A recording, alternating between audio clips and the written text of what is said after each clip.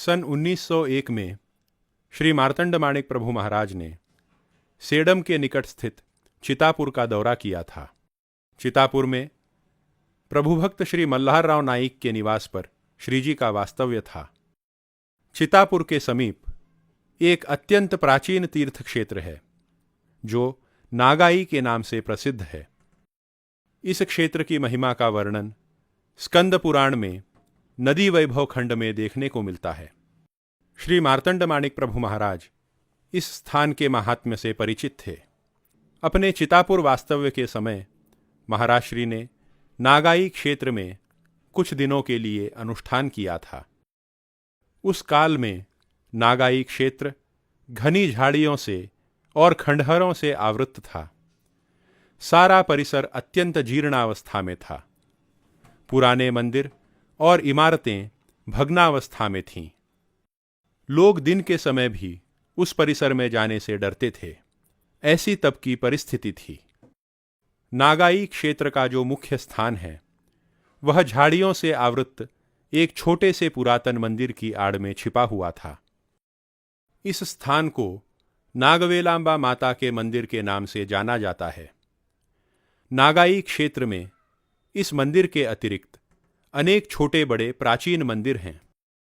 इस स्थान पर नागवेलांबा देवी जल रूप में प्रकट हुई हैं। इसीलिए यहाँ देवी की आराधना जल दुर्गा के रूप में होती है।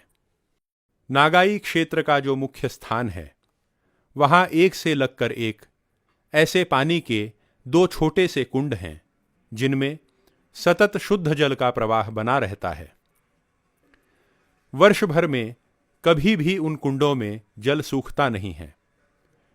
पुराणों में भी वर्णित है कि इस नागाई क्षेत्र में देवी जल रूप में प्रकट हुई हैं। महाराज श्री ने उन कुंडों की विधिवत पूजा संपन्न की और जल दुर्गा का आह्वान करके उन्होंने उस स्थान पर अपना अनुष्ठान आरंभ किया। कुछ देर के बाद लोगों ने जो दृश्य देखा वह अत्यंत आश्चर्यकारक था। उन कुंडों के अंदर का जल बढ़ता हुआ ऊपर आया और बाहर बहते हुए उस जल ने महाराज श्री का स्पर्श किया।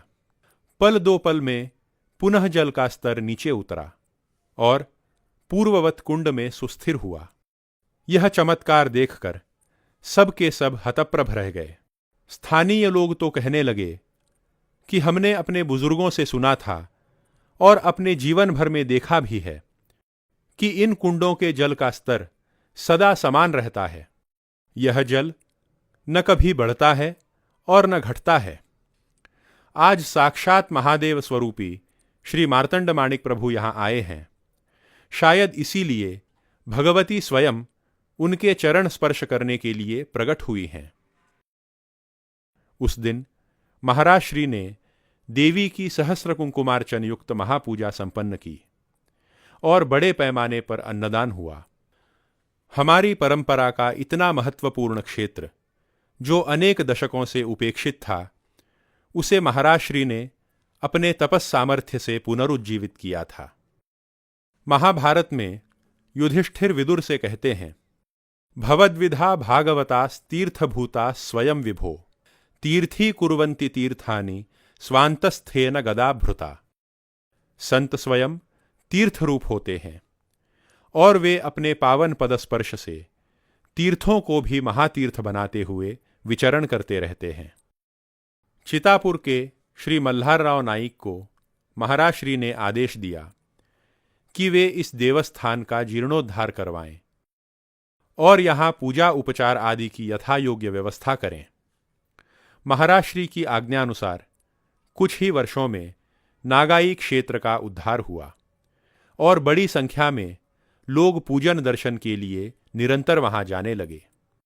इस प्रकार नागाई क्षेत्र की महिमा पुनर्उजागर हुई।